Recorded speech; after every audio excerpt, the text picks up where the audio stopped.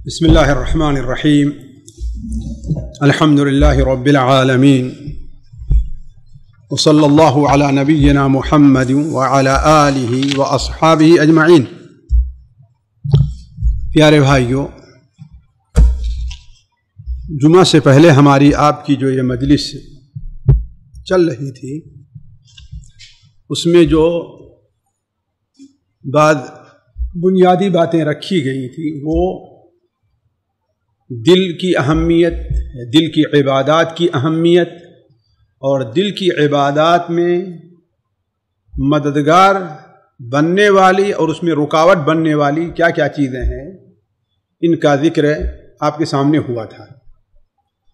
یہاں پر اصل موضوع شروع کرنے سے پہلے پچھلی مجلس سے متعلق ایک بات عرض کر دوں کہ وہ حدیث جو آئی تھی اور میں ابھی شیطان کی طرف سے یا کس کی طرف سے عصر کی نماز پڑھ رہا تھا تو یہ چیز میرے ذہن میں آئی کہ وہ حدیث جس سے متعلق سوال بھی کیا تھا حضرت ابو عنبہ خولانی رضی اللہ تعالیٰ عنہ، جو امام طبرانی رحمہ اللہ کی مسند الشامین وغیرہ کے حوالے سے نقل کر کے علامہ البانی رحمہ اللہ نے اسے صحیح قرار دیا ہے کہ ان للہ آنیۃ فی الارض، اللہ تبارک و تعالیٰ کے زمین میں برتن ہیں، تو اس سے مراد کیا ہے؟ اصل میں دیکھیے، برتن کیا چیز ہے جس میں کوئی چیز رکھی جاتی ہے، جس میں کوئی چیز رکھی جاتی ہے۔ تو اللہ تبارک و تعالیٰ کے برتن ہونے سے مراد کیا ہے؟ وہ یہ ہے کہ اللہ تبارک و تعالیٰ نے اپنے رسولوں کے ذریعے جو کچھ علم اور حکمت نازل فرمائی ہے تو وہ کہاں پر رکھی جاتی ہیں؟ اللہ تعالیٰ اسے کہاں رکھتا ہے؟ ظاہر بات، دل بھی اللہ تعالیٰ کا ہے اور یہ وحی حکمت کی باتیں بھی کیا ہیں؟ اللہ تعالیٰ کی ہیں۔ وہ کہاں رکھی جاتی ہیں؟ قلوب عباد اللہ الصالحین کے اندر، اللہ تعالیٰ کے نیک بندوں کے دل میں۔ جو دل جتنا ہی نرم ہوگا، آپ جانتے ہیں جو زمین جتنی نرم ہو اتنا ہی زیادہ پانی کو وہ قبول کرتی ہے نا؟ تو جو دل جتنا نرم ہوگا، اللہ تبارک و تعالیٰ کے علوم اور خیرات جو ہیں وہ اس میں اتنے زیادہ ہوں گے۔ اسی لیے اللہ تبارک و تعالیٰ کے جو انبیاء آتے ہیں اپنے وقت کے سب سے رحیم اور رحم دل ہوا کرتے ہیں، سب سے رحیم اور رحم دل ہوا کرتے ہیں۔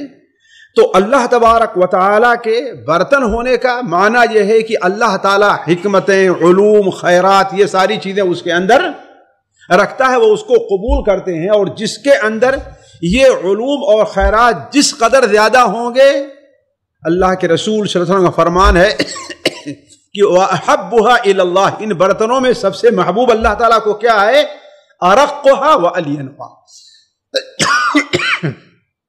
ارقها و الینوها۔ تو یہ چیز ذہن میں رکھنی چاہیے۔ دوسری بات، دل کی جو عبادات ہیں اس کے لیے ایک جامع لفظ ہے، اس کو ذہن میں رکھیں آپ، ایک جامع لفظ ہے، وہ یہ کیا ہے؟ جس میں تمام عبادات آ جائیں گی، اور وہ کیا ہے؟ دل کا صاف ہونا ہے، دل کی صفائی ہے۔ اسی لیے سنن ابن ماجہ وغیرہ میں حضرت عبداللہ ابن عمر رضی اللہ تعالی عنہما کی جو حدیث ہے کہ آپ صلی اللہ علیہ وسلم سے پوچھا گیا کہ من افضل الناس، سب سے افضل شخص کون ہے؟ تو آپ نے کیا بیان فرمایا؟ کل مخموم القلب و صدوق اللسان، کل مخموم القلب و صدوق اللسان، ہر وہ شخص جو مخموم القلب یعنی دلوں کا صاف ہو اور زبان کا سچا ہو۔ صحابہ نے عرض کیا، اے اللہ کے رسول صلی اللہ علیہ وسلم، ہم زبان کے سچے کو تو پہچانتے ہیں، اس کا معنی کیا ہے، لیکن مخموم القلب اور دلوں کی جو صفائی ہے اس کا کیا معنی ہے؟ تو آپ صلی اللہ علیہ وسلم نے اس کی تعریف میں فرمایا، هو التقی النقی، هو التقی النقی، وہ دل جو تقوی والا ہے اور وہ دل جو صاف ہے۔ صاف کا معنی کیا ہے؟ جس میں 4 برائیاں نہ پائی جائیں، 4 خرابیاں نہ پائی جائیں۔ وہ 4 خرابیاں کیا ہیں؟ لا اثم فیہ ولا غل ولا بغی ولا حسد۔ یہ 4 چیزیں، لا اثم فیہ ولا غل ولا بغی ولا حسد، جس کے اندر گناہ کی جو خواہشات ہوتی ہیں، جو جذبات ہوتے ہیں، وہ اللہ تعالیٰ نے نہیں رکھا ہے، یا اس نے کوشش کر کے محنت کر کے ان باتوں کو اپنے دلوں سے نکال دیا ہے۔ اس لیے کہ دیکھیں، ہمیں یہ بات سمجھنا چاہیے کہ انما العلم بالتعلم والحلم بالتحلم۔ علم کوئی ماں کے پیٹ سے کیسے حاصل ہوتا ہے؟ جی سیکھتا ہے۔ ایسے ہی حلم کوئی ماں کے پیٹ سے نہیں، لیکن اللہ کی کچھ لوگوں پر خاص قدرت ہوتی ہے کہ اللہ تبارک و تعالی انہیں ایسی فہم ادراک دیتا ہے کہ معمولی سی چیز سنتے ہیں اور اس کو سے بہت بڑا فائدہ حاصل کر لیتے ہیں۔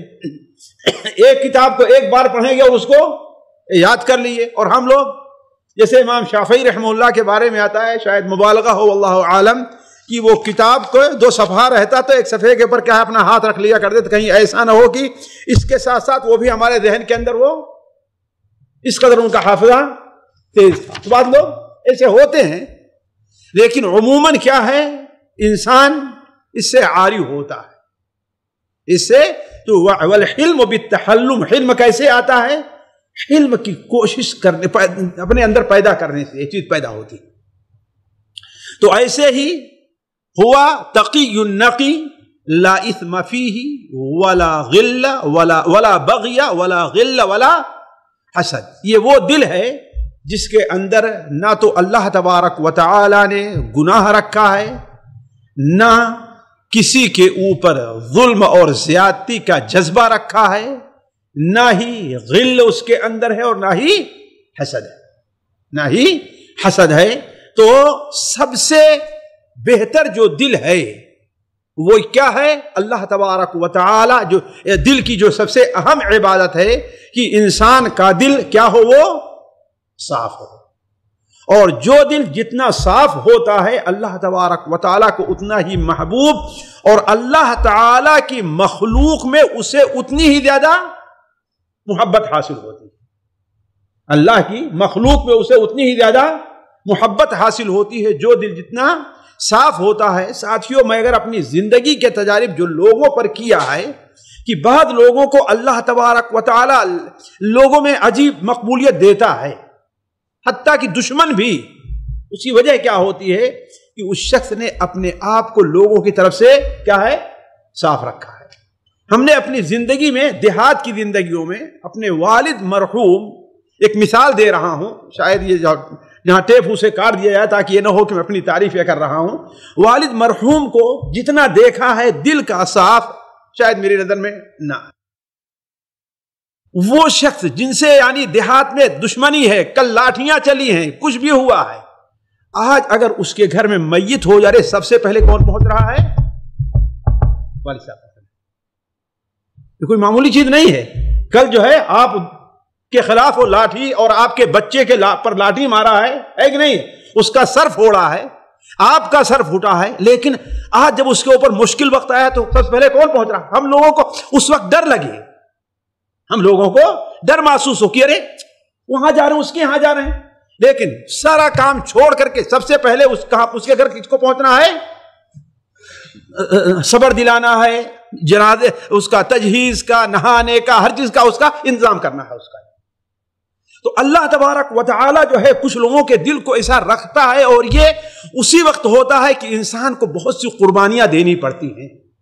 شیخ ابن باز رحمہ اللہ کے جتنا ہم نے علم کی وجہ سے اس شخص کی قدر کرنے والا اور محبت اس سے رکھنے والا ہے، میری نظر میں کم سے کم کوئی دوسرا نہیں، علم کی وجہ سے، کہ فاسق اور فاجر حتیٰ کہ ملحد آدمی بھی وہ بھی شیخ کی قدر کرتا ہے، جس کے اوپر شیخ نے یہ حکم لگایا کہ اس سے توبہ کرائی جائے، یعنی بات کفریہ باتیں کہیں، نام میں جانتا ہوں اس شخص لوگوں کا، توبہ کرائی جائے، لیکن وہ شخص بھی شیخ کی قدر کرتا تھا اور شیخ سے محبت رکھتا تھا. شیخ کے انتقال کے بعد اس نے بھی قصیدے اور یہ چیزیں لکھی. اس کی وجہ کیا ہے؟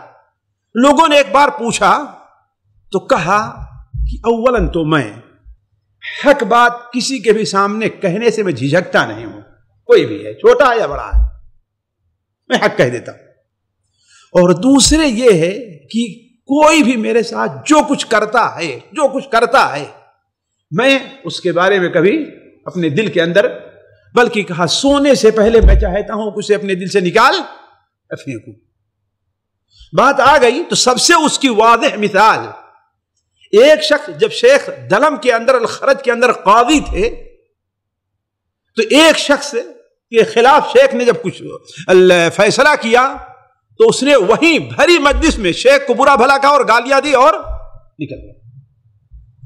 شیخ نے سن لیا، حالانکہ شیخ کے صرف ایک اشارے سے اسے جیل میں ڈال دیا جاتا. قاضی کی طاقت یہاں جو ہے وہ معمولی نہیں ہے. لیکن ہوا کیا؟ اسی درمیان شیخ چلے گئے عمرہ یا حج کرنے کے لیے، اور اسی درمیان اس کا انتقال ہو جاتا ہے. کس کا؟ جس نے شیخ کو برا بھلا. وہاں جامع مسجد کے امام نے اس کے جنازے کی نماز نہیں پڑھائی. کیوں؟ کہ اس نے شیخ کے ساتھ یہ بے ادبی کی ہے، بدتمیزی کی ہے، نہیں، جنازے کی نماز نہیں پڑھائی. شیخ واپس آئے تو معلوم ہوا تو سب سے پہلے امام کو بلایا اور ڈانٹا، تمہیں کیا اختیار بنتا ہے، تمہیں کیا اختیار بنتا ہے نماز نہ پڑھو. اور پھر گئے اس کی قبر کے اوپر جنازے کی نماز پڑھی. شیخ اس کی قبر کے اوپر جنازے کی نماز پڑھی. تو اللہ تبارک و تعالی اگر کسی کو اس دنیا میں محبت دیتا ہے، جیسا کہ ہم نے شروع میں کہا ہے کہ دل کی جو اصل عبادات ہیں یہ انسان کو ایک فائدہ ہے کہ لوگوں کے نزدیک کیا ہے، محبوب بھی بنا دیتی ہیں، لوگوں کے نزدیک محبوب بناتی ہیں. تو اصل عبادت کیا ہے ساتھیوں؟ دل کی صفائی کا ہے، جس کے اوپر ہمیں اور آپ کو خصوصی توجہ دینی چاہیے. اور یہ کام محال نہیں ہے، مشکل ضرور ہے، اس میں کوئی بات نہیں، بہت آسان نہیں ہے مشکل. لیکن ظاہر بات ہے اللہ تبارک و تعالی تک پہنچنے کے لیے انسان کو مشقتیں کرنی پڑتی ہیں اور مجاہدہ کرنا پڑتا ہے. والذین جاہدوا فینا لنہدینہم سبلنا. جو لوگ ہمارے بارے میں جہاد کر رہے ہیں، کیا معنی ہے؟ یعنی کوشش کر رہے ہیں برابر. یہ نہیں کہ ایک بار کیا کچھ نہیں، ارے مجھے تو مزہ نہیں ملتا اور یہ نہیں ہو رہا، یہ ہمارے بس کا کام کیا ہے، یہ تو علماء کا کام ہے، یہ تو فلاں کا کام ہے. یہ چیز نہیں، مگر برابر کیا ہے اس کے اوپر لگا ہوا ہے. ساتھیوں دل کی بات نکل گئی تو میں ایک آدھ بات اور کر دوں کہ اس کا جو ہے یعنی جو انسان دیکھتا ہے، مشاہدہ کرتا ہے، پڑھتا ہے، اس کا کتنا اثر پڑتا ہے انسان کے اس کوشش برابر کرنے کا. 1923 کے اندر لکھنؤ میں جس سال مولانا عبدالحی اللکھنوی صاحب نزہت الخواطر والے، نزہت الخواطر مولانا علی میاں ندوی کے والد، ان کا انتقال ہوا ہے 1923 کے اندر. 1923 میں ان کا انتقال ہوا ہے. ان کے جنازے میں ظاہر بات ریڈیو پر ان کا اعلان ہوا، ان کے نام کا، ظاہر بات ایک عالم تھے، اعلان ہوا تو ان کے جنازے میں دور نزدیک سے لوگ آئے، حتیٰ کہ بہت کچھ لوگ ایسے تھے کہ اس وقت پہنچے کہ ان کا جنازہ پڑھ لیا گیا تب مقبرے میں پہنچے. ان کا جنازہ پڑھ کے لوگ فارغ ہوئے تھے کہ کسی نے کہا کہ ارے ذرا رکیے، ایک اور جنازہ آ رہا وہ پڑھ لیجئے. تو ایک جنازہ اور آیا، اور ایک جنازہ تھا ایک درزی کا، ایک خیاط درزی کا جنازہ تھا. اس پر لوگوں نے جنازے میں نماز پڑھی اور وہ لوگ بھی شریک ہو گئے جو حضرت مولانا کے جنازے میں نہیں شریک ہو پائے تھے، وہ لوگ بھی شریک ہوئے. آخر یہ شخص کون تھا ساتھیوں؟ والذین جاہدوا فینا لنہدینہم سبلنا کی مثال ہے. وہ کون شخص تھا جی؟ بلایا جاتا تو لوگ اس کے چاہے 1/3 بھی نہ پہنچتے اس کے جنازے میں، 1/3 لوگ بھی نہ پہنچتے، لیکن بڑے بڑے مولانا اور علماء اور صلحاء جو ہے جتنے عبد الحی اللکھنوی رحمہ اللہ کے جنازے میں نہیں شریک ہوئے، وہ اس کے جنازے میں، وجہ کیا تھی؟ یہ دل کی عبادت ہے، وہ دل کی عبادت ہے۔ اس کے بارے میں یہ تھا کہ وہ اپنے دکان پر، گھر پر، آپ لوگ شاید نہ سمجھ سکیں کہ دیہات وغیرہ یا اس وقت میں جو اصل دردی تھے، آج تو بہت لوگ دردی بن گئے ہیں جو خاندانی طور پر نہیں ہیں، یعنی دردیوں کی کوئی اہمیت لوگ نہیں دیتے تھے، ہے کہ نہیں ہے؟ اور مشہور تھا کہ دردی جھوٹ بولنے میں اور چوری کرنے میں اور یہ یعنی ساری چیزیں جو ہے ان کے بارے میں تو کوئی ان کو اہمیت نہیں دی جاتی تھی۔ آج کل کے خیاطوں کی بات نہیں کر رہا ہوں، آج کل تو اچھے اچھے خاندان کے لوگ خیاط بن گئے ہیں، لیکن اصل جو پیشہ ور جو ہے خاندانی طور پر رہا کرتے تھے۔ لیکن اس کا حال کیا تھا؟ کہا تھا کسی کا بھی جنازہ ہو لکھنؤ شہر کے اندر، کسی کا بھی جنازہ ہو وہ پہنچتا تھا، دکان بند کرے اور پہنچ جائے، کسی کا جنازہ ہو دکان بند کرے اور پہنچ جائے۔ لوگ اس سے کہیں کہ اللہ کے بندے تو اپنی دکان بند کرتا ہے، گراہک آتے واپس چلے جاتے ہیں۔ کہا کہ بھائی دیکھو ہم تو گنہگار آدمی ہیں، پتہ نہیں ہو سکتا ہے کہ اللہ تعالیٰ میری اسی نیکی کی وجہ سے لوگ میرے جنازے کی نماز پڑھیں تو میری مغفرت ہو جائے، اس لیے میں جو بھی جنازہ ہوتا چھوڑتا نہیں، ہر ایک جنازے میں چلا جاتا ہوں۔ تو اللہ نے اس کا کیا بدلہ دیا دنیا میں؟ دیکھیے سر، یہ کیا چیز ہے؟ یہ دل کی صفائی ہے، جو اصل عبادت، یعنی وہ کو نہیں دیکھتا تھا کون ہمارے پہچان کا ہے، ہمارا ہوتا کیا ہے، ہم کس کے جنازے میں جانے کی کوشش کرتے ہیں جی؟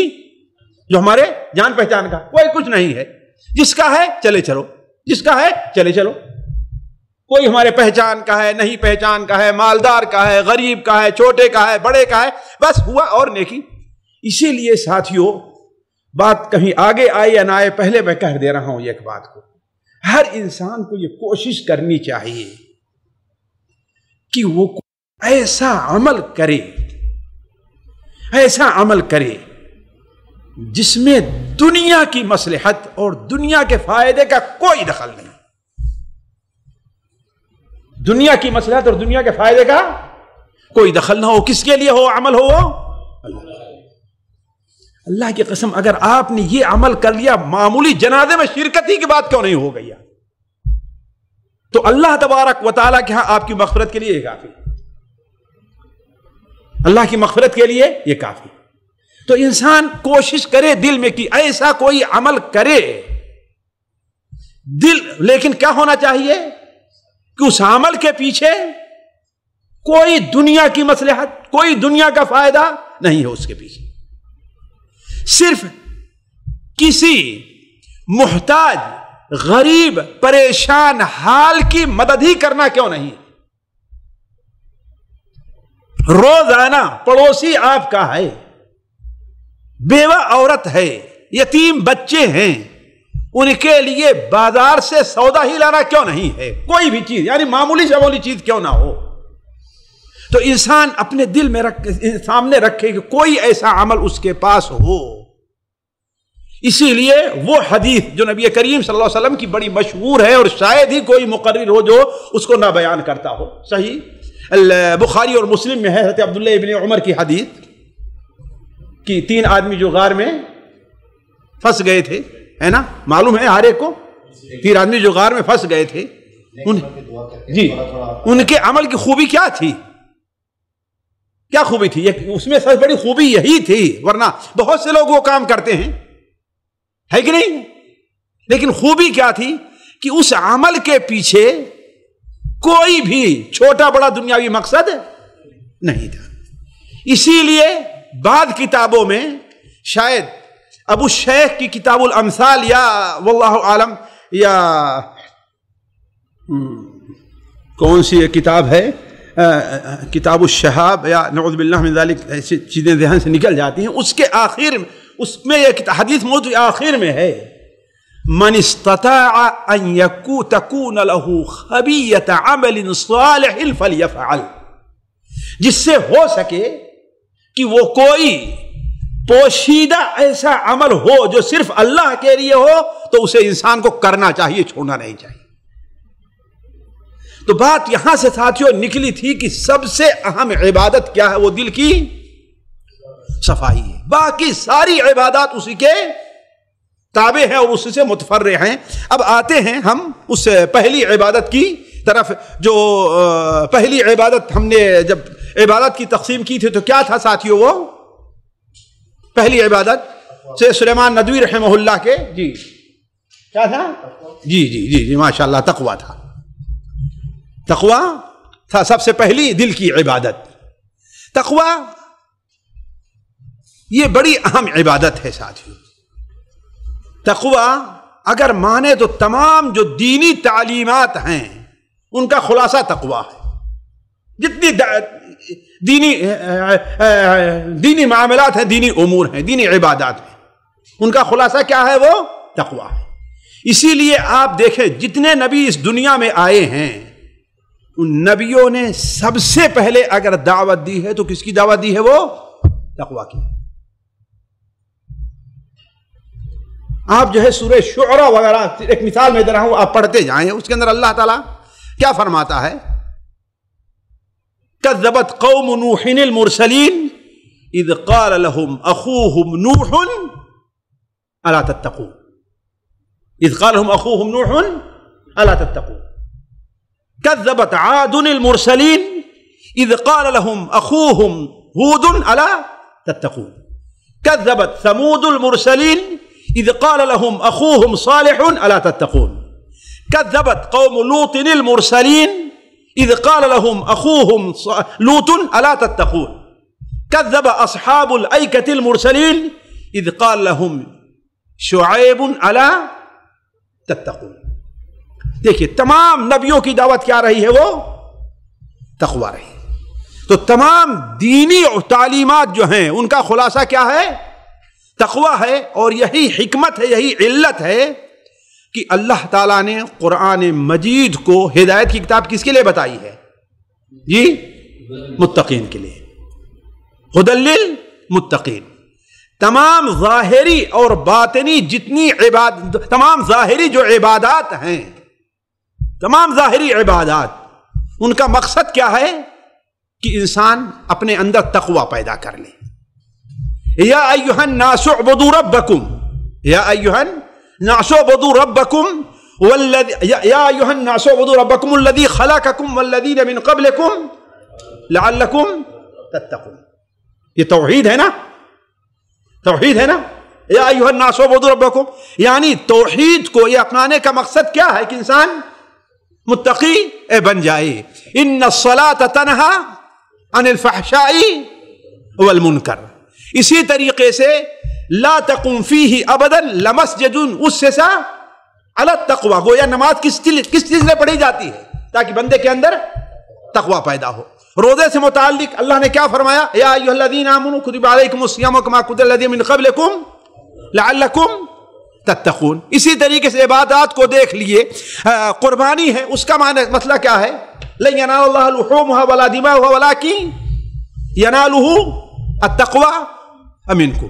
دیکھ لیجئے تمام چیزوں کو دیکھیے تو جتنی ظاہری عبادات ہیں ان عبادات کو انجام دینے کا اصل مقصد کیا ہے؟ کہ ہم کیا ہو جائیں؟ تقویٰ۔ تقویٰ ساتھیوں معنی کیا ہے اس کا؟ تقویٰ اصل میں بنا ہے وقایا سے، جس کے معنی ہوتا ہے دور رہنا، بھاگنا اور پرہیز کرنا اور بچنے کے آتا ہے، پرہیز کرنے اور بچنے کے آتا ہے۔ علماء شریعت نے تقویٰ کی جو تعریف کی ہے ان کا خلاصہ جو ہم نے سمجھا ہے وہ یہ ہے کہ تقویٰ دل کی اس کیفیت کا نام ہے جو انسان کو اللہ تبارک و تعالیٰ کے فرامین پر عمل کرنے اور اللہ تعالیٰ کی نافرمانی سے بچنے کی پر ابھارے۔ یہ ہے تقویٰ، دل کے اس احساس کا نام ہے جو بندے کو اللہ کے فرامین پر عمل کرنے اور اللہ کی نافرمانیوں سے بچنے پر آمادہ کرے۔ یہی چیز کیا ہے؟ تقویٰ ہے۔ اسی لیے آپ دیکھیں جتنی تفسیر چاہے حضرت عمر رضی اللہ تعالیٰ عنہ سے ہے، تو ابو بکر صدیق سے، جس سے بھی ہے، اگر آپ دیکھیں گے تو ہر ایک کا مفہوم کیا نکلے گا؟ یہی نکلے گا کہ ہمارے دل کے اندر یہ احساس ہو، یہ جذبہ ہو، یہ اصل میں دل کی عبادت ہے۔ اسی لیے اللہ فرماتا ہے وَمَن يُعَظِّمْ شَعَائِرَ اللَّهِ فَإِنَّهَا مِن تَقْوَى الْقُلُوبِ۔ بلکہ وہ آیت دیکھیں جو آیت حضرت ابو بکر و عمر بلکہ صحابہ کرام کے بارے میں نازل ہوئی، ان الذین یغضون اصواتهم عند رسول اللہ اولئک الذین امتحن اللہ قلوبهم للتقوی۔ تو تمام جو ظاہری اور باطنی عبادات ہیں، جو اللہ تعالیٰ کے فرامین پر عمل کرنا ہے، اور جو اللہ کے معصیت جو ہے اس سے بچنے کا اصل جو جذبہ ہے کیا ہے وہ بندے کے اندر؟ تقوی ہے۔ یہی بیدار ہو تو انسان متقی بن جایا کرتا ہے۔ دیکھیے تقوی کے سلسلے میں بڑی اہم باتیں ہیں، لیکن یہ کہ چونکہ یہ تقوی پر لمبی تقریر کرنے اور عام طور پر میں اس موضوع کو طویل نہیں دیتا، اس لیے کہ تقوی پر عام طور پر لوگ آپ تقریریں سنتے رہتے ہیں، اور عام طور پر لوگ تقوی کیسے ہو یہ ہو کرتے رہتے ہیں۔ اگرچہ یہ معاملہ یہ ہے کہ تقوی پر عمل کرنے والے لوگ بڑے تھوڑے ہیں، اس پر تقریر کرنے والے لوگ بہت زیادہ ہیں، البتہ اس کے اوپر عمل کرنے والے لوگ بہت ہی تھوڑے ہیں۔ اور یہی وجہ اس کی یہی ہے کہ انسان جو ہے ظاہری عبادات پر بہت زور دیتا ہے، لیکن اس کے اندر باطنی طور پر روح کیسے پیدا ہو اس پر توجہ نہیں دیتا۔ لیکن ذرا آپ اس ناحیے سے غور کریں 3 باتوں پر، جس کے طرف سید سلیمان ندوی رحمہ اللہ نے توجہ دلائی ہے۔ 3 یا 4 باتیں۔ پہلی چیز یہ ہے کہ اسلام کا تمام نظام اخلاقی جو نظام سارا کا سارا ہے وہ تقوی کی بنیاد پر قائم ہے۔ آپ دیکھ لیں جتنا اخلاقی نظام ہے، وَإِن تَعْفُوا أَقْرَبُ لِلتَّقْوَى، وَإِن تَعْفُوا، اگر تم معاف کر دو تو کیا ہے؟ یہ تقوی کے زیادہ قریب ہے۔ اعدلوا ہوا اقرب للتقوى، تم عدل سے کام لو، یہ تقوی کے زیادہ قریب ہے۔ وَإِن تَصْبِرُوا وَتَتَّقُوا فَإِنَّ ذَلِكَ مِنْ عَزْمِ الْأُمُورِ، اگر صبر کرو اور تقوی کرو تو یہ بڑے فتح کی، بڑے عزم کی بات ہے۔ وَإِن تُحْسِنُوا وَتَتَّقُوا فَإِنَّ اللَّهَ كَانَ بِمَا تَعْمَلُونَ خَبِيرًا، کہ بصیرہ ہے، ما تعملون خبیرہ ہے ہمارے خیال سے۔ تو علی کل حال جتنا اخلاقی نظام پایا جا رہا ہے وہ سارا کا سارا کیا ہے؟ تقوی کی بنیاد پر ہے۔ یہی شیخ ابن باز کا جو تذکرہ آیا تھا انہی کے بارے میں ہے کہ وہ مکہ جب جاتے تھے تو ان سے ملاقات کے لیے عالم بھی ان سے ملاقات کا متمنی ہوتا تھا، وزیر بھی ان سے ملاقات کا متمنی ہوتا تھا، غنی مالدار جو ہے وہ بھی جو ہوتا تھا، اور فقیر جو ہے وہ بھی متمنی رہا کرتا تھا۔ ہر ایک کو اپنی ضرورت رہا کرتی تھی۔ عالم کچھ مسائل پر مناقشہ کرنا چاہتا تھا، فقیر جو ہے کچھ سوال کرنا چاہتا تھا۔ تو ایک بار شیخ جب آخری عمر میں بڑے پریشان تھک گئے تھے تو آئے، اور شاید عصر کی یا عشاء کی نماز میں وہ مسجد ابن باز جو عزیزیہ میں ہے وہاں پر پہنچے، اور اس کے امام تھے ناصر الزہرانی، وہ امام اس کے تھے۔ تو شیخ نماز سے آ رہے تھے، بالکل تھکے ہوئے تھے، آرام کرنا۔ تو اب دیکھیں لوگ کیا ہے، وہ ملاقات کے لیے پہنچ رہے ہیں، یہ غریب ہے وہ اپنا ایک دے رہا ہے، یہ فقیر ہے اپنا یہ دے رہا ہے، وہ دے رہا ہے۔ تو شیخ نکلنا چاہتے ہیں، نہیں نکل پا رہے ہیں، تو انہوں نے کیا کہا کہ شیخ آپ ان کو جھڑک کیوں نہیں دیتے، یہ تنگ کر رہے ہیں آپ۔ تو شیخ نے کہا کہ ناصر، تیرے سامنے یہ فرمان الہی کیوں نہیں ہے کہ وَأَمَّا السَّائِلَ فَلَا تَنْهَرْ؟ یہ ہے اصل میں شیخ تقوی، کہ انسان کے سامنے کچھ بھی ہے۔ اللہ کے رسول صلی اللہ علیہ وسلم نے جب خادمہ کو کسی کام کے لیے بھیجا اور وہ تاخیر کی نہیں آئی، تو آپ صلی اللہ علیہ وسلم نے کیا فرمایا کہ لولا القود، اگر قیامت کے دن بدلے کا خطرہ نہ ہوتا تو اسی مسواک سے، یعنی مسواک سے مارنے کے لیے، ڈنڈے سے نہیں، ہاتھ سے نہیں، مسواک سے کتنی چوٹ لگے گی بتائیے آپ؟ سوچیں آپ، مسواک سے مارنے کے لیے بھی آپ کو ڈر ہے، تقوی ہے کہیں اللہ قیامت کے دن؟ تو جتنے آپ اخلاقیات کو دیکھ لیجئے، جتنی بنیادیں اللہ نے رکھی ہیں، ہر ایک کی اہمیت رکھی ہے، کیا ہے؟ تقوی کے اوپر۔ اسی طریقے سے اللہ تبارک و تعالی نے کامیابی کو دیکھیں، قرآن مجید اہل تقوی کے لیے کر دی ہے، والعاقبۃ للمتقین، ان العاقبۃ للمتقین۔ دیکھیں قرآن مجید ایک جگہ کتنی جگہ پر ہے۔ اسی طریقے سے اللہ تبارک و تعالی نے اہل تقوی کے بارے میں صراحت کر دی ہے کہ اہل تقوی اللہ تعالیٰ کو محبوب ہے، جیسے کہ اللہ تعالیٰ فرماتا ہے فَإِنَّ اللَّهَ يُحِبُّ الْمُتَّقِينَ، الا ان اولیاؤہ الا المتقون واللہ یحب المتقین۔ اسی طریقے سے قیامت کے دن اللہ تبارک و تعالی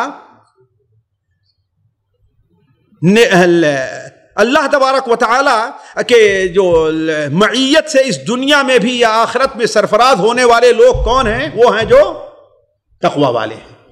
فإن اللہ وَاعْلَمُوا أَنَّ اللَّهَ مَعَ الْمُتَّقِينَ۔ اعمال اللہ تبارک و تعالی، اگر پچھلی مجلس میں دیکھیں تو ہم نے ایک بات رکھی تھی کہ عبادات جو قلبیہ ہیں اس میں یہ بات آئی تھی کہ عبادات قلبیہ کا اگر اہتمام انسان نہیں کیا گیا، یعنی اگر انسان اپنے دل کا اہتمام نہیں کیا گیا تو اس کی بہت سی جو عبادات اخلاص کے ساتھ ہوتی ہیں وہ اس کے کسی کام نہیں آتی۔ بہت سے اس کے عبادات جو اخلاص کے ساتھ ہوا کرتی ہیں، اگر انسان قلبی عبادت یعنی دل کی صفائی کا اہتمام نہیں کیا تو اس کے وہ کام نہیں آتی ہیں۔ یہ کہا تھا ہم نے بات، اور مثال ہم نے کیا دی تھی کہ انسان اپنے اندر اگر کبر رکھتا ہے، یہ دل کی بیماری ہے نا، کبر رکھتا ہے تو اس کی نماز روزے اس کے کام آئیں گے؟ جی نہیں آئیں گے۔ تو اسی لیے اللہ تعالیٰ فرماتا ہے انما یتقبل اللہ من المتقین۔ اللہ تبارک و تعالی کیا ہے؟ عبادت کس کی قبول کرتا ہے؟ متقیوں کی عبادت قبول کرتا ہے۔ آخر میں ایک بات اور ذکر کر کے میں اگلے والی موضوع پر چل رہا ہوں، اس لیے کہ تقوی پر اشارہ کے بعد آگے نہیں بڑھتا، کہ دیکھیے متقی ہے کون؟ متقی کون ہے؟ متقی کو اگر ایک لفظ میں اگر آپ جاننا چاہتے ہیں تو متقی وہ ہے جو سچا ہے۔ متقی وہ ہے جو سچا ہے۔ کس بارے میں سچا ہے؟ کس بارے میں؟ اپنے ایمان میں بھی سچا ہے، اپنے اعمال میں بھی سچا ہے، خالق کے ساتھ بھی سچا ہے اور مخلوق کے ساتھ بھی سچا ہے، اور خود اپنے بارے میں کیا ہے؟ وہ سچا ہے۔ اسی لیے اللہ تعالیٰ فرماتا ہے والذی جاء بالصدق وصدق به اولئک هم المتقون، والذی جاء بالصدق وصدق به اولئک هم المتقون۔ اس لیے انسان کو چاہیے کہ وہ بسا اوقات انسان خود حقیقت نہیں رہتی لیکن اپنے آپ کو جھٹلاتا ہے، اپنے آپ کو جھٹلاتا ہے۔ اس کی مثال کیا ہے؟ آپ جو ہے کہیں پر جا رہے ہیں، کسی سے آپ کی ملاقات ہو گئی، اس سے ملے، اچھا ارے آپ سے بڑا ملاقات کا جی کہہ رہا تھا۔ ایسا ہوتا ہے کہ نہیں ہوتا ہے؟ لیکن پتہ نہیں جی کہہ بھی رہا۔ بہت سے لوگ ہیں صرف ویسے ہی، صرف جو ہے وہ ہے بات صحیح نہیں، اور اگر کبھی جی کہا بھی رہا لیکن بہت جی کہہ رہا تھا، اس میں آپ کہاں تک سچے ہیں؟ تو بسا اوقات انسان، جیسے ہم نے کہا، خود اپنے آپ اپنے بارے میں انسان سچا رہے، اپنے بارے میں انسان سچا رہے۔ اسی لیے ساتھیوں میں کہتا ہوں کہ جو سب سے مشکل ہے وہ دل کی صفائی اور دل کی بیماریوں سے اپنے آپ کو صاف کرنا ہے۔ تو لیکن اگر انسان چاہتا ہے کہ وہ اپنے آپ کو پہچانے کہ وہ متقی کیسا، کون متقی ہے کہ نہیں ہے، تو وہ یہ دیکھے کہ اس کے اندر صدق کا معاملہ کہاں تک پایا جا رہا ہے، اللہ تعالیٰ کے ساتھ بھی، اللہ کی مخلوق کے ساتھ بھی، اور خود اپنے بارے میں بھی وہ کہاں تک سچا ہے۔ اگر ہے تو والذی جاء بالصدق وصدق به اولئک هم المتقون، یہ اس کے لیے بشارت ہے، لهم ما یشاءون عند ربهم ذلك جزاء المحسنین لیکفر اللہ عنہم اسوأ الذی عملوا ویجزیہم احسن ما كانوا یعملون، یہ اس کے لیے بشارت ہے۔ اسی لیے وہ آیت جو سورہ بقرہ میں ہے، اللہ تعالیٰ نے کیا فرمایا؟ ولکن البر من آمن باللہ والیوم الآخر والملائکۃ والنبیین وآتى المال على حبه ذوي القربى واليتامى والمساكين وابن السبيل والسائلين في الرقاب وأقام الصلاة وآتى الزكاة والموفون بعهدهم إذا عاهدوا والصابرين في البأساء والضراء وحين البأس أولئك الذين صدقوا وأولئك هم المتقون۔ یہیں سے آپ اندازہ لگائیں، اس حدیث کے سمجھنے میں آپ کو آسانی ہوگی جس حدیث کے اندر آپ نے صحیح مسلم وغیرہ میں ہے کہ ان الصدق یہدی الی البر، ہے نا، ان الصدق یہدی الی البر والبر یہدی الی الجنہ۔ صدق انسان کو کہاں؟ نیکی کی طرف لے جاتی ہے، اور نیکی انسان کو جنت طرف لے کر کے جاتی ہے۔ تو اصل چیز کیا ہے؟ متقین کی علامت اصل کیا ہے ساتھیوں؟ وہ صدق ہے۔ انسان اپنے اندر صدق، سچائی پیدا کر لے اور سچا ہو جائے، یہ اس کے لیے سب سے بڑی کامیابی ہے۔ دوسری عبادت کیا ہے؟ وہ اخلاص۔ اور اخلاص میں بار بار کہتا ہوں، صدق دل سے ابھی بھی کر دوں کہ اخلاص وہ جوہر ہے جو اگر پورے سمندر بھرے زہر کے اندر ہو، ایک قطرہ اگر مل جائے تو پورے سمندر کو جو ہے وہ تریاک بنا دیتا ہے۔ اخلاص وہ ہیرا ہے کہ ریت کے بڑے بڑے پہاڑوں پر بھی آپ رکھ دیں تو اس سے ریت پورے پہاڑ کو بھی وہ کندن بنا دے، یہ وہ ہیرا ہے۔ اخلاص ایک ایسی چیز ہے جو انسان کے اصل دین کی بنیاد ہے۔ اخلاص بنا ہے کس چیز سے ساتھیوں؟ ذرا اس کے مفہوم پر غور کر لیں تو آپ کو اخلاص کے بارے میں سمجھنے میں آسانی ہوگی۔ اخلاص کس سے بنا ہے؟ خلاصہ سے۔ خلاصہ کے معنی کیا ہوتا ہے؟ کسی چیز کو صاف کرنا اور اس کو سنوارنا، تنقیت الشیء و تہذیب، کسی چیز کو صاف کرنا اور اس کو سنوارنا۔ اسی لیے کہا جاتا ہے خلص یخلص خلوصا و خلاصا، یعنی وہ چیز جس کے اندر کچھ ملاوٹ تھی اسے زائل کر کے صاف کر دیا گیا۔ مخلص وہ شخص ہوا کرتا ہے جو موحد ہوتا ہے، اور مخلص وہ ہوا کرتا ہے جسے اللہ تبارک و تعالی پسند کر لیتا ہے، جسے اللہ تبارک و تعالی وَإِنَّهُمْ عِنْدَنَا لَمِنَ الْمُصْطَفَيْنَ الْأَخْيَارِ، یہ وہ لوگ ہوا کرتے ہیں جیسے اللہ عبادک، شیطان نے کیا کہا تھا؟ اللہ عبادک منہم المخلصین، جن بندوں کو آپ نے اپنے لیے چن لیا ہے، پسند کر لیا ہے۔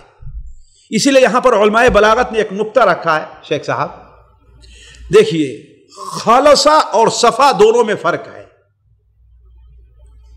کہیں بھی آپ یہ نہیں پڑھیں گے کوئی کہے گا صاف شہد ہے،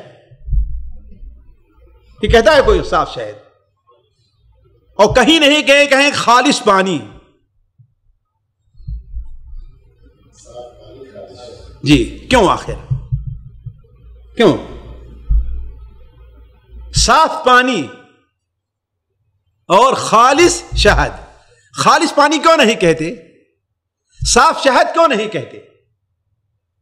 کیا حکمت ہے؟ سوچیں آپ لوگ، علماء بلاغت نے رکھا ہے، کہا اس لیے کہ پانی جو اصل ہے اللہ تبارک و تعالی نے اسے صاف نازل کیا کہ جس کی ملاوٹ اس میں نہیں ہے۔ وَأَنزَلْنَا مِنَ السَّمَاءِ مَاءً طَهُورًا، اس میں کسی چیز کی ملاوٹ نہیں، وہ صاف ہے وہ۔ لیکن شہد کے دودھ کے بارے میں کیا فرمایا؟ مِن بَيْنِ فَرَثٍ وَدَمٍ لَبَنًا خَالِصًا سَائِغًا لِلشَّارِبِينَ، یہ خون ہے اور یہ گوبر ہے، اسی کے درمیان سے رش کر کے کیا آ رہا ہے؟ صاف دودھ آ رہا ہے۔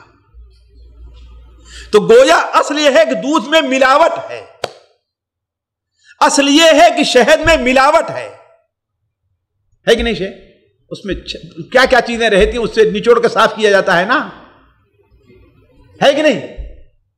شہد جو رہتی ہے کہ نہیں اس میں؟ تو اصل جو ہے اخلاص یہی چیز ہے ساتھیوں، کہ گویا اصل چیز یہ ہے کہ انسان کے دل میں اس کے لیے بہت سی چیزیں ملی ہوئی ہیں، خواہشات بھی ہیں، دکھاوے کا جذبہ ہے، اور کیا کیا چیزیں ہیں، دنیاوی بہت سی چیزیں ہیں۔ اب انہی چیزوں سے صاف کر لینا اپنے عمل کو، یہی اخلاص ہے۔ انہی چیزوں سے اپنے عمل کو خاص کر لینا۔ اسی لیے ساتھیوں میں ہمیشہ کہتا ہوں، میں اپنی زندگی کے خطابت کے ممکن ہے 40 سال تک ہم نے اخلاص پر کوئی تقریر نہیں کی مستقل طور پر۔ پھر اس کے بعد لوگوں کے مطالبے پر 2-1 تقریر اخلاص پر کی۔ کیوں؟ اس لیے کہ میں یہ سمجھتا ہوں کہ جب میں خود اپنے اندر اخلاص نہیں، اتنا مشکل چیز ہے، تو دوسروں کو کیسے بتلاؤں گا؟ اخلاص کا اپنے اندر پیدا کرنا مشکل ترین کام ہے ساتھی، مشکل ترین کام ہے۔ اسی لیے اللہ تعالیٰ نے اس کے اوپر اتنا بڑا اجر رکھا ہے۔ ہم میں سے بہت سے لوگ سمجھتے ہیں کہ ہم مخلص ہیں، لیکن ان کے اندر اخلاص نہیں ہوتا۔ میں نہیں کہتا نعوذ باللہ من ذالک کہ وہ ہاتھ چھوڑ کے بیٹھ جا، نہیں، اس کو کوشش کریں اس کو بھی صاف کرنے کی۔ ایک شخص جس سے میرے بڑے گہرے تعلقات تھے ساتھیوں، بڑے گہرے تعلقات تھے، وہ شخص ایک بار ایک مجلس میں تھے، وہ نہیں رہ گئے ہیں اس لیے میں بیان کرتا ہوں، عربی لوگ ہوتے شاید ان کے سامنے نہ بیان کرتا۔ ان کا کسی اور ممبر سے آپس میں اختلاف چلنے لگا، یہاں تک کہ ممبر نے چھوڑ دیا، وہ چھوڑ دیا، لیکن جب ممبر مجلس کے اندر بیٹھتے نا تو دونوں میں آپس میں بڑی تکرار ہوتی۔ ایک دن مجلس جمی ہوئی تھی، آپس میں کوئی میٹنگ ہو رہی تھی، دونوں میں بڑی تکرار ہوئی، تو وہ کھڑے ہوئے اور قبلہ رخ کھڑے ہو کر کے کہتے ہیں کہ اگر میں یہ سب جو کام کر رہا ہوں اللہ کے لیے نہیں ہے تو اللہ تعالیٰ مجھے موت دے دے۔ میں اس لیے کہہ رہا ہوں اخلاص کو انسان سمجھتا ہے، لیکن اخلاص بہت اہم چیز ہے۔ پتہ نہیں آپ کے دل میں کیا کیا جذبات رہے ہوں گے، ذرا سوچیں۔ اللہ کی قسم ساتھیوں، میں ابھی گھر پہنچا نہیں تھا کہ خبر آئی کہ فلاں کا انتقال ہو گیا۔ میٹنگ ختم ہوئی، کھانا رکھا گیا، وہاں پر بیٹھے تھے، چلے گئے۔ جی 3 بار انہوں نے کھڑے ہو کر کے کہا کہ اگر میں، اس لیے کہ اس نے جو ان کا مخالف تھا جس سے انہوں نے تنگ کیا تھا، نکلنے پر مجبور کیا تھا میٹنگ سے، چھوڑنے پر، وہ ان کے پیچھے پڑا رہا، ان کی غلطیاں پکڑنا شروع کیا۔ تو 3 بار بھلی مجلس سے کھڑے ہو کر کے کہ اگر میں سچا نہیں ہوں تو اللہ تعالیٰ مجھے گھر نہ پہنچائے اور میری موت آ جائے، اور یہی ہوا۔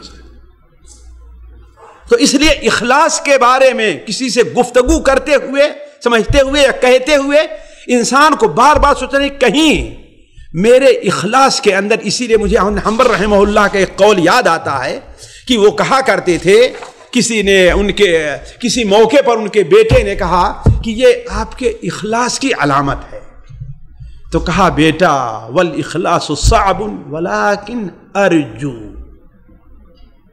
کیا فرمایا؟ والاخلاص صعب ولكن ارجو۔ تو اخلاص علماء کے نزدیک اصطلاحی طور پر کیا ہے ساتھیوں؟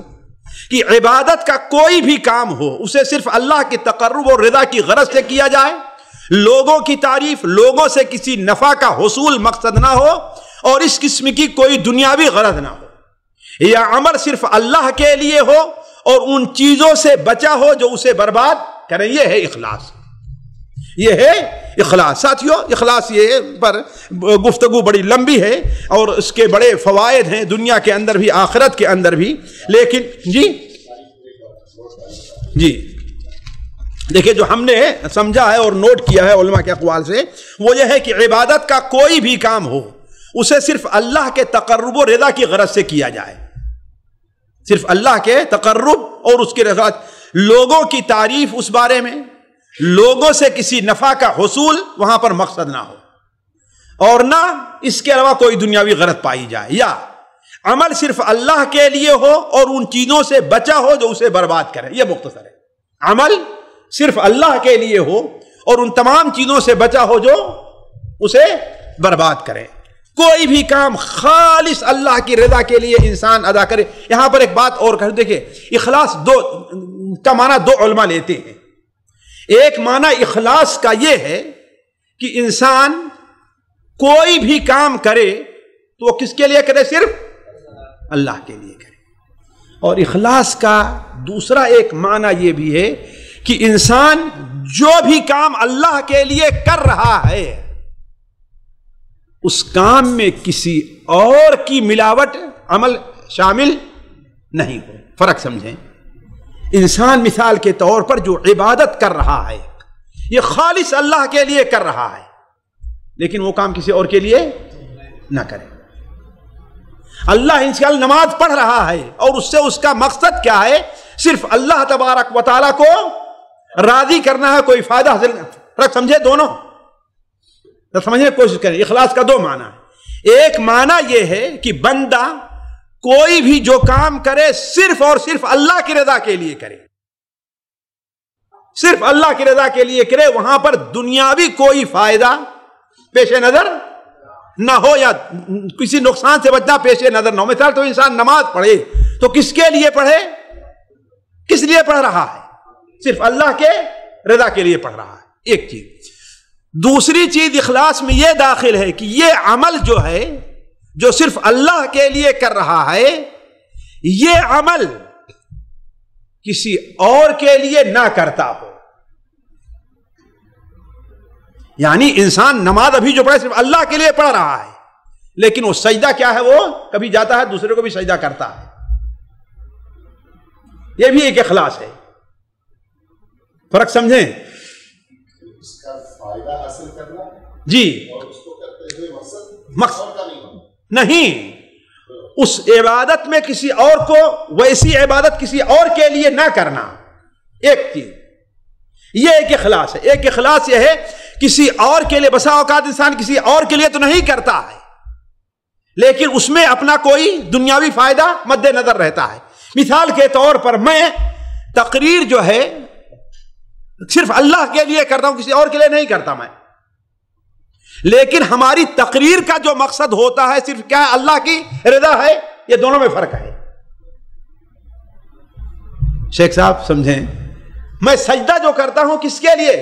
میرے سجدہ کرنے کا مقصد یہ ہے کہ اللہ تعالی ہم سے راضی ہو جائے، اس لیے نہیں کہ لوگ دیکھیں تو کہیں کہ تو بڑی اچھی نماز پڑھتا ہے۔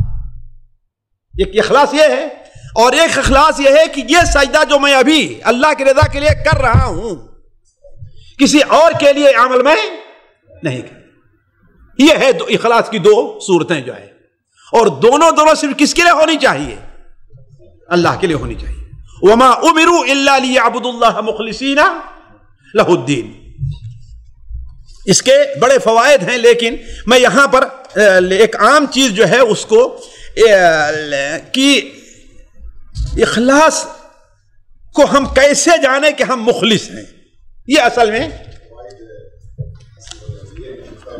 ہاں اس لیے کہ عام طور پر بہت جگہ مل جاتی ہے یہ چیزیں، لیکن اس لیے دیکھیے اگر ہر موضوع پر ایک ہم تقریر کرنا شروع کریں گے تو کیا ہے، بہت ہی لمبا ہو جائے گا، اور وہ چیزیں آپ لوگ اس کے فوائد عام طور لوگوں سے سنتے ہیں۔ ہم کیسے مانیں کہ ہم جو ہے مخلص ہیں؟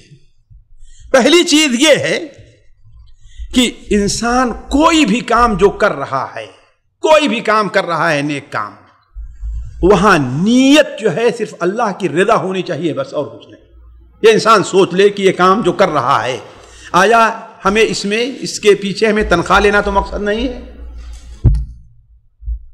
کہ اگر مجھے تنخواہ نہ ملے تو میں امامت نہیں کروں گا، اگر مجھے تنخواہ نہ ملے تو میں تقریر اور دعوت کا کام نہیں کروں گا، یا یہ کہ میں یہاں کیا تقریر کروں، یہاں تو چند لوگ ہی تو موجود ہیں، کیوں 1 گھنٹے تک میں اپنا سر کھپاؤں؟ ہوتا ہی نہیں ہوتا، نہیں۔ ایک آدمی ہی کیوں نہیں ہے، ہمیں یہ کام کرنا ہے کس لیے؟ اللہ کی رضا کے لیے کرنا ہے. وَاصْبِرْ نَفْسَكَ مَعَ الَّذِينَ يَدْعُونَ رَبَّهُمْ بِالْغَدَاةِ وَالْعَشِيِّ يُرِيدُونَ وَجْهَهُ. اس پر دلائل بکثرت موجود ہیں. شاہ اسماعیل شہید رحمہ اللہ کے تذکرے میں ہم نے پڑھا ہے اور بڑے معتبر علماء نے لکھا ہے، اس لیے میں آپ کے سامنے بیان کر رہا ہوں کہ ان کا ہر اتوار کو یا جمعہ کو، میرے دن بات نکل رہی ہے، لال قلعہ میں ایک پروگرام ہوتا تھا. ہر ہفتے میں ایک دن لال قلعہ کے اندر ایک پروگرام ہوا کرتا تھا جس میں دور دور سے لوگ حاضر ہوا کرتے تھے. اور اللہ تعالیٰ نے اس شخص کو قرآن مجید کی تفسیر کا عجیب ایک انداز دیا تھا، اسلوب دیا تھا، اور کچھ نہیں، صرف قرآن میں تفسیر کر کے، قرآن مجید کو آیات پڑھ کے اس کی تفسیر کرتے تھے. تو دور دور سے لوگ آتے تھے. سکندرہ تقریباً وہاں سے 45 کلومیٹر ہے. سکندرآباد ایک جگہ وہ ہے، آپ کے یہاں سکندرآباد نہیں، دلی کے پڑوس میں ہے. میں وہاں پر کئی بار جا چکا ہوں. سکندرآباد تقریباً 45 کلومیٹر ہے. تو ایک دن وہاں سے شیخ کی تقریر سننے کے لیے ایک نوجوان جلدی جلدی اپنے جانوروں کو باہر سے لایا، چارہ دیا اور باندھا، اور پھر وہاں سے آیا کہاں کہ شیخ کی ہم تقریر سنیں گے. جب یہاں پہنچا ہے تو شیخ اپنی تقریر ختم کر چکے تھے. شیخ اپنی تقریر ختم کر چکے تھے اور دلی گیٹ سے شاید نکل کر کے وہ چاندنی چوک کی طرف، نئی سڑک کی طرف جا رہے تھے. چاندنی چوک کی طرف جا رہے تھے. ادھر ہی شیخ کی کہیں رہائش تھی علامہ مرحوم کی. تو وہ شخص وہاں پر مل گیا اور کہتا ہے کہ حضرت بڑا افسوس ہے. کہا کیا افسوس ہے؟ کہا اتنی دور سے میں آپ کی تقریر سننے کے لیے آیا لیکن میں سن نہیں سکا. کہا تم میری تقریر سننے کے لیے آئے تھے اتنی دور سے؟ کہا ہاں. کہا ٹھیک ہے، چلو سڑک کے جس کنارے چاہو بیٹھ جاؤ، میں تم کو اپنی تقریر سنا دیتا ہوں. کہا کہ آپ مجھے اپنی تقریر سنا دیں گے؟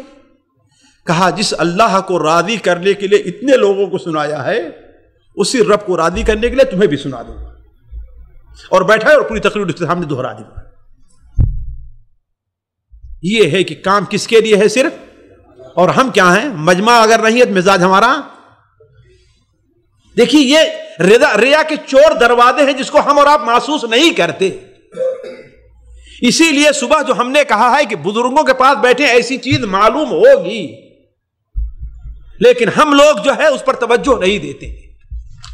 یہ چیزیں کہاں سے معلوم، کس طریقے سے معلوم ہوگی؟ ایسے بزرگ لوگ جو آخرت کی، للہیت کی، اخلاص کی باتیں کرتے ہیں، ان کے پاس یہ چیز ملے گی. ایک تابعی ہیں، شاید ان کا کہیں آگے ذکر آئے. ایک بار وہ دکان میں داخل ہوئے تو کسی نے دکاندار سے کہا کہ دیکھو یہ فلاں صاحب ہیں، ذرا ان کو حساب سے سامان دینا. ہم ہوتے تو کیا ہوتے کہ خوش ہوتے، ہمیں پہچان رہا ہے، ہمیں سامان سستے میں دے گا. وہ وہاں سے نکل گئے. کہا کہ ہم سامان اپنے پیسے سے لینے آئے ہیں، اپنی عزت میرے دین سے لینے نہیں آئے ہیں. ہمارے دین کی وجہ سے کم کرے گا ہم کو. اور یہ ریا کا چور دروازہ ہے ساتھیوں. ہم یہ سمجھیں کہ لوگ ہماری عزت کیوں کریں؟ اس لیے کہ ہم مولوی صاحب ہیں. لوگ ہمیں سلام کیوں کریں؟ اس لیے کہ ہم مولوی صاحب ہیں. لوگ ہمیں سودا کم کیوں دے؟ اس لیے کہ ہم امام مسجد ہیں. ہے کہ نہیں ہے؟ تو آپ امامت کیوں کر رہے ہیں؟ لوگوں کو دکھا، فائدہ حاصل کرنے کے لیے. یہ ہے پہلی علامت. یہ ہے کہ انسان ٹٹولے کہ وہ کام کس لیے کر رہا ہے. صرف اور صرف اللہ کے لیے کر رہا، کوئی دنیاوی مقصد اس کے پیچھے نہیں. دوسری علامت کیا ہے؟ خلوت میں عمل اس کو زیادہ پسند ہو اور اس کا زیادہ جی لگے جلوت اور لوگوں کے سامنے عمل کرنے میں. سمجھ رہے ہیں نا؟ یعنی اگر اکیلے میں نماز پڑھ رہا تو اس کا جی زیادہ لگ رہا ہے. اور آج ہماری صورتحال کیا ہے؟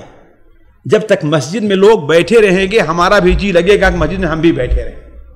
اور سارے لوگ نکل گئے تو سچ بتائیے ہمارا جی کیا کہے گا؟ جلدی کہیں گے ہم بھی نکل، ہم بھی اکتانے لگے نہیں اکتا لیں گے. یہ فرق ہے اخلاص کی کمی کی وجہ سے. جبکہ اگر اخلاص ہوتا ہمارا صرف اللہ کے لیے تو ہمیں لوگوں کے رہنے کم یا زیادہ سے فرق نہیں پڑتا. تو بلکہ انسان کیا ہو کہ خلوت میں، تنہائی میں اسے زیادہ مزہ آئے عبادت کرنے کے لیے لوگوں کے ساتھ رہنا. اسی لیے اللہ کی نیک بندوں کی صفت کیا بیان کی گئی ہے؟ والذین یبیتون لربہم سجدا وقیاما، ہے کہ نہیں؟ تو اس چیز کو ہمیشہ علامہ اپنے سامنے رکھنا چاہیے. اسی لیے اللہ کے رسول صلی اللہ علیہ وسلم کی وہ حدیث ہے ان اللہ یحب العبد التقی الخفی النقی، حضرت سعد بن ابی وقاص سے مروی ہے.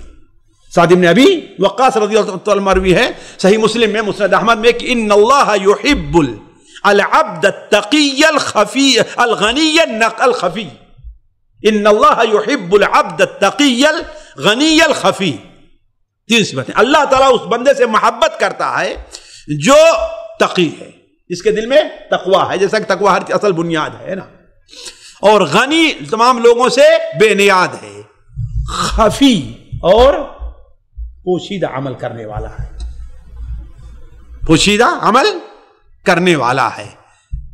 اسی طریقے سے تیسری چیز یہ ہے کہ اسے ہمیشہ یہ خوف رہے، یہ اخلاص کی علامت ہے، ہمیشہ یہ خوف رہے کہ اس کا عمل کہیں رد نہ کر دیا جائے، اللہ تعالیٰ اس کے عمل کو کہیں رد نہ کر دے. یہ اللہ تعالیٰ کے مخلص بندوں کی صفات قرآن مجید میں بیان ہوئی ہے. ان الذین هم من خشیۃ ربہم مشفقون والذین هم بآیات ربہم یؤمنون والذین هم بربہم لا یشرکون والذین یؤتون ما آتوا وقلوبهم وجلۃ انہم الی ربہم راجعون. وہ لوگ جو اللہ تعالیٰ کے خوف سے لرزتے ہوتے ہیں، وہ لوگ جو اللہ تعالیٰ کی آیات پر ایمان لے آتے ہیں، وہ لوگ جو اللہ تعالیٰ کے ساتھ شرک نہیں کرتے، وہ لوگ جو کچھ ان سے ہو سکتا ہے دینا وہ دیتے ہیں، یا جو عمل ہو سکتا ہے وہ عمل کرتے ہیں، لیکن اس کے بعد کیا ہے؟ وہ لوگ ڈرتے ہیں کہ اللہ کی طرف ہمیں واپس جانا ہے. مائی عائشہ نے کہا اے اللہ کے رسول، یہ چوری کرنے والا ہے، یہ زنا کرنے والا ہے؟ کہا اے صدیق کی بیٹی نہیں، یہ وہ لوگ ہیں جس سے جو کچھ عمل ہو سکتا ہے کرتے ہیں اور اللہ سے ڈرتے رہتے ہیں کہیں اللہ تعالیٰ ان کے عمل کو قبول رد نہ کر دے. بڑے امام گزرے ہیں، ایک امام ماوردی، ان کی بڑی کتابیں ہیں، حدیث میں بھی ہیں اور قرآن میں بھی سے متعلق بھی ہیں. ان کے بارے میں آتا ہے، امام ذہبی نے سیر اعلام النبلاء میں لکھا ہے کہ انہوں نے اپنی کسی بھی تالیف کو اپنی زندگی میں ظاہر نہیں کیا، لوگوں کو نہیں دیا. کسی بھی تالیف لکھتے رہے اور رکھتے رہے، لکھ کر کے رکھ دیا، لکھ کر کے رکھ دیا. اور ہم کیا ہو، ہماری کتاب ہو، چھپے لوگوں میں ہمارا نام نہیں، وہ لکھتے رہے اور رکھتے رہے. اور جب آخری وقت ہوا تو اپنے کسی خاص ساتھی کو بلایا اور کہا دیکھو فلاں جگہ جو کتابیں ہیں وہ ساری کے ساری میری اپنی تالیف ہیں، لیکن میں یہ نہیں سمجھ پا رہا ہوں. میں ساتھیوں اسی لیے اخلاص بہت مشکل چیز ہے، اور شاید آپ لوگ اگر تجربہ نہیں تو ہماری بات کو یہ سن لے کہ ہاں مقصود الحسن کرا، لیکن شاید دل میں نہ اترے. لیکن حقیقت ہے یہ کہ اخلاص کیا ہے، بڑی جو حقیقت کو سمجھتا ہے وہی جانتا ہے اخلاص کیا چیز ہے، بڑی مشکل چیز. کہا دیکھو جب میرے انتقال کا وقت ہو تو میرے ہاتھ میں اپنا ہاتھ رکھنا، اگر میں تمہارے ہاتھ کو پکڑ کر کے دبا دوں تو یہ سمجھنا کہ میری وہ جتنی تعلیفات ہیں کوئی قبول نہیں ہے، ساری کے ساری میری تعریفات کو اٹھا کر کے دریا میں پھینک دینا. اور اگر میں اپنا ہاتھ ڈھیلا کر دوں تو یہ سمجھنا کہ ہاں اللہ کی طرف سے اشارہ ہے کہ میری تعلیفات یہ قبول ہے. چنانچہ امام ذہبی لکھتے ہیں کہ جب ان کے انتقال کا وقت ہوا اور ان کے اس ساتھی نے بیٹھ کر کے ان کا ہاتھ پکڑا تو تھوڑی دیر میں کیا دیکھتے ہیں کہ ان کا ہاتھ بالکل ڈھیلا ہو گیا ہے. اس کے بعد سے ان کی کتابیں جو ہے وہ میدان میں آئی ہیں اور لوگ ان کو پڑھنا شروع کیا. چوتھی چیز، جی ہاں تقریر کیسی رہی میری، پسند آئی کہ نہیں پسند آئی؟ جی نہیں بھائی، ابھی علامت چل رہی ہے اس کی، ایک رہی ہے تیری کیسی آئی؟ پسند آئی؟ ہاں، یہ نہیں ہونا چاہیے، یہ نہیں ہونا چاہیے۔ لوگوں سے ان لوگوں کی تعریف کا منتظر انسان نہ رہے۔ اگر اللہ کے لیے کام کیا ہے تو لوگوں سے کسی تعریف اور فائدے کی امید نہ رکھے۔ لوگ تعریف کریں پھر بھی وہ کام کرنا ہے، نہ تعریف کریں پھر بھی وہ کام کرنا ہے۔ انبیاء علیہ الصلوۃ والسلام اگر تعریف کے اگر منتظر رہتے تو یہ کام کرتے؟ جی، تعریف ہوتی تھی ان کی کہ ان کو رسوا کیا جاتا تھا، رسوا کیا جاتا تھا نا۔ تو اس میں کیا ہے؟ لوگوں کی تعریف، جیسا کہ اللہ قرآن میں فرماتا ہے انما نطعمکم لوجہ اللہ لا نرید منکم جزاء ولا شکورا۔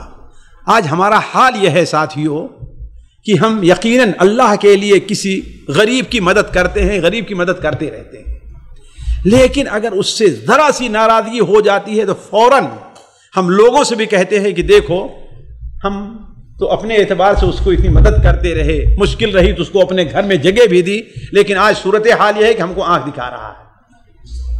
ایسا ہے کہ نہیں ہے؟ جی، گویا کہ یہ اخلاص کے منافی۔ تو یہ ہونا چاہیے کہ کیا ہے وہ اخلاص۔ اسی لیے علماء نے ہمیشہ یہ کہا ہے کہ انبیاء علیہ السلام کا شیوا ہے کہ انسان کوشش یہ کرے کہ کبھی بھی اپنے جو تعریف، جو عمل کر رہا ہے کسی انسان کی تعریف کا اس کے اوپر وہ نہ رہے۔ اور اللہ کے ساتھیوں، بندے جو مخلص بندے ہیں کس قدر جو ہے ان چیزوں کو چھپایا کرتے تھے، ہمیں اور آپ کو تعجب ہوگا۔ ساتھیوں، بسا اوقات اس قدر چھپاتے تھے کہ اپنے بچوں کو علم نہیں ہوا کرتا۔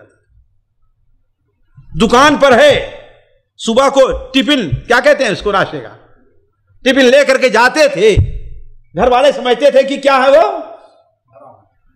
کھانا کھائیں گے، اور وہ کھانا صدقہ کرتے تھے، اپنا روزے سے رہا کرتے تھے۔ یہ میں نہیں کہتا کہ ہاں بھائی یہ اس قدر مشروع ہے، لیکن یہ حرص ہوا کرتی تھی لوگوں کی اپنے اعمال کو چھپانے کی کہ ہمارے گھر والے بھی اس کے اوپر مطلع نہ ہوں۔ امام ابن قتیبہ رحمہ اللہ نے اپنی کتاب عیون الاخبار کے اندر، عیون الاخبار انہوں نے جو کتاب لکھی ہے وہ اسی لیے لکھی ہے سوالیف کے لیے، لیکن لوگ بیٹھیں تو آپس میں ایک دوسرے کو سنیں اور سنائیں اس قسم کی جو ہے باتیں، یعنی لوگ اس قسم کی جو ہے یعنی گفتگو آپس میں پسند کرتے تھے۔ تو اس میں ایک قصہ لکھا ہے کہ مسلمہ جو ایک بڑے قائد گزرے ہیں، وہ ایک شہر کے اوپر حملہ کرنا چاہے، ایک دن 2 دن گزر گیا لیکن فتح نہیں ہو رہی۔ دیکھا کہ جو فصیل ہے اس میں سے ایک ایسے سوراخ ہے جس میں وہ کسی کو جانا ہے، تو انہوں نے کہا کہ کون ہے میری فوج کا جو شخص قربانی دے گا اور اس سے اندر داخل ہونا چاہے گا؟ کہا کوئی نہیں تیار ہو رہا۔ پھر آپ فوج کے ایک حصے سے ایک شخص اپنے چہرے کو چھپا کر کے آتا ہے اور وہ تیار ہوا، وہ اندر جو ہے اپنے آپ کو گھستا ہے اور جا کر کے اندر سے کسی طریقے سے کھول دیتا ہے، اس طریقے سے فتح ہو گیا۔ تو مسلمہ ہمیشہ کہنے لگے کہ پتہ لگاؤ وہ کون شخص ہے۔ ساتھیوں کو بھیجا لیکن کوئی جاننے والا۔ آخر میں ایک دن اعلان کیا کہ میرا اس کے اوپر یہ حق ہے، میں اس کا حاکم ہوں، امیر ہوں، میری اطاعت اس کے اوپر فرض ہے، وہ آ کر کے بتلائے یا اس کے بارے میں جو جانتا ہو کہ بتلائے کہ وہ کون ہے۔ تو کہا کہ جو شخص اعلان کر رہا تھا ایک شخص اس کے پاس آتا ہے اور کہتا ہے کہ ٹھیک ہے میں امیر کو بتلاؤں گی کہ وہ شخص کون ہے۔ تو کہا بتلاؤ کون ہے؟ کہا تم کو نہیں بتلاؤں گا، سیدھے امیر کو بتلاؤں گا، امیر کو بتلاؤں گا۔ امیر کے پاس گئے، کہے کہ میں اسے بتلاؤں گا لیکن میری 3 شرطیں ہیں، میری 3 شرطیں ہیں۔ پہلی شرط یہ ہے کہ اس کا نام خلیفۃ المسلمین کے پاس لکھ کر کے بھیجا نہ جائے کہ فلاں نے یہ بہادری کی، فلاں نے یہ بہادری کی ہے۔ دوسرا یہ ہے کہ اسے اس کی اس قربانی کے اوپر کچھ بدلہ نہ دیا جائے، اور تیسرا یہ ہے کہ یہ بھی نہیں پوچھا جائے کون ہے وہ۔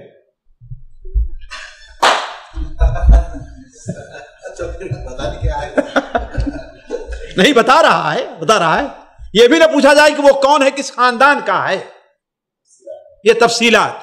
کہا اقرار ہے؟ کہا کہ وہ شخص میں ہوں جس نے جا کر کے قربانی دی تھی، وہ میں ہوں. تو کہا اس کے بعد سے مسلمہ جب بھی نماز پڑھتے تھے تو کہتے اے اللہ تعالیٰ اللہم اجعلنی یوم القیامت مع صاحب النخبہ، اللہم اجعلنی یوم القیامہ مع صاحب النخبہ. اے اللہ تعالیٰ قیامت کے دن مجھے اس کے ساتھ کرنا، یعنی جتنا اخلاص اس کے اندر. تو انسان جو کام کرے اس کا یہ انتظار نہ رہے کہ لوگ اس پر میری تعریف کریں. اگر ہم کرتے ہیں اور ہم انتظار میں ہیں جیسا کہ ہماری عادت ہم لوگوں کی ہے، تو اس کا مطلب ہے کہ ہمارے اخلاص میں جی کمی پائی. اسی لیے میں کہتا ہوں کہ اخلاص کیا ہے؟ بڑی مشکل چیز ہے. پانچویں علامت ساتھیوں، یہ بھی کہہ کے میں آگے بڑھتا ہوں کہ لوگ اس کی تعریف کریں یا لوگ اس کی تعریف نہ کریں، کوئی بھی اہمیت وہ نہیں رکھتا ہے. کوئی بھی اہمیت وہ نہیں ہے. تعریف کرتے ہیں تو نہیں کرتے ہیں تو دونوں، یعنی اسے اپنا کام کرنا ہے چاہے لوگ تعریف کریں یا نہ کریں. یہ نہیں ہے کہ تعریف کرتے ہیں تو زیادہ دل لگتا ہے کام میں، اور تعریف نہیں کرتے ہیں تو ہم امام صاحب میں پڑھانا ہی ہے نا بھائی، ہے کہ نہیں ہے؟